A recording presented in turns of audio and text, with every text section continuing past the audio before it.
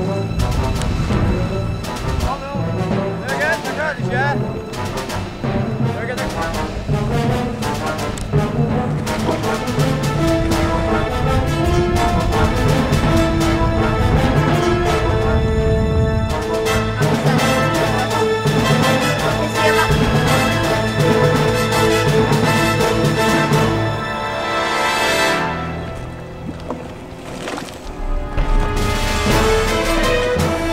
hadde du for låsen da?